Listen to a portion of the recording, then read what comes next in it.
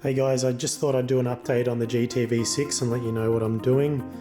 Basically, the idea is I'm going to get this motor rebuilt. So I was burning quite a bit of oil and was umming and ahhing what to do with it, whether I should buy another engine, and I had a chat to the mechanic and he said a rebuild was the best way to go. So what I'm going to do is I'm trying to do as much of the work myself that I can. So the goal's been to take this engine out, and it's proving pretty difficult. I'll show you kind of one of the issues that I'm having. If you can see right down here, there is a flange where the exhaust manifold basically connects to the exhaust, and that needs to be undone. And there's about 3 bolts there, and they're extremely difficult to get to, and I can't pull the engine out until I take off this exhaust manifold.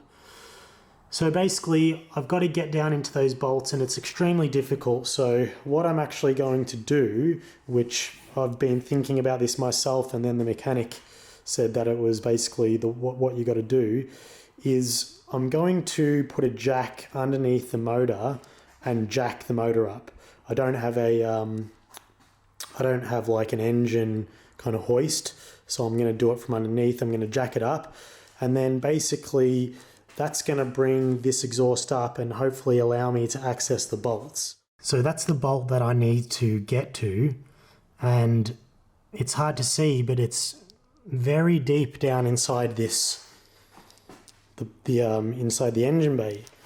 And as you can probably see, it's extremely close to the exhaust, and whenever I try and put a ratchet on it or a socket on it, it hits those welds on either side and it just can't grab onto it properly. So there's a bolt underneath that I need to get to, but that is so deep under the engine, and the car's very low, so I try and get to it, and it's really difficult.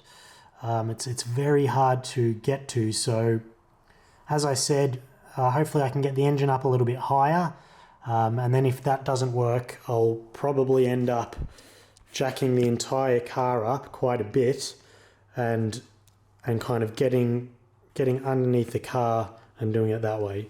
Hopefully once I get this engine rebuilt, it'll run fairly well. The idea is to probably get some high compression pistons, maybe some cams, and then just redo the computer, and hopefully it should get some more power and be a fun little car. So what I've been doing tonight is I've just been trying to take off this brake kind of vacuum drum. Sorry if the focus isn't perfect. So I've been trying to take off this vacuum drum, because as you can see, if I go to pull the engine up, it's going to hit that and it won't come up. So I've been trying to take this off, and it's been quite a pain.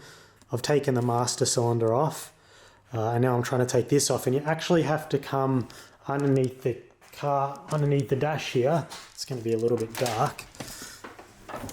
And you've got to undo these bolts way up here somewhere.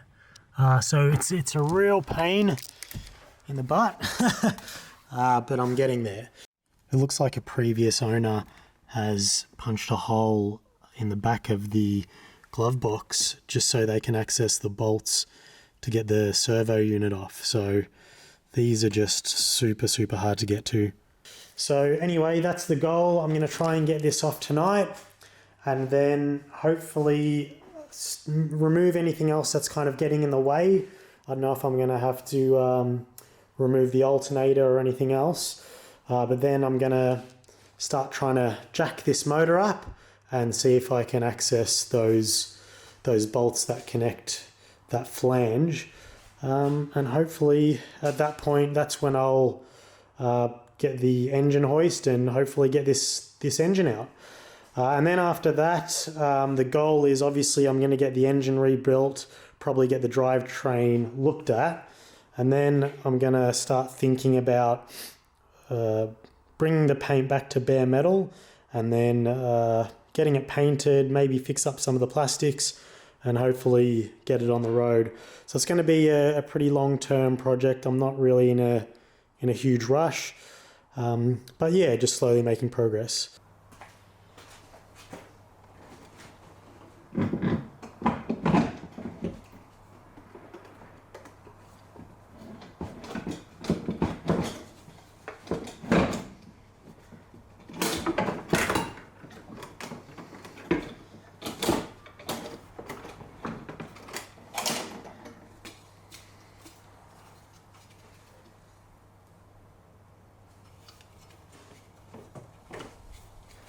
These cars were all originally left-hand drive, so the brake master cylinder is on the left-hand side of the engine bay, but the pedals and driving position is on the right-hand side.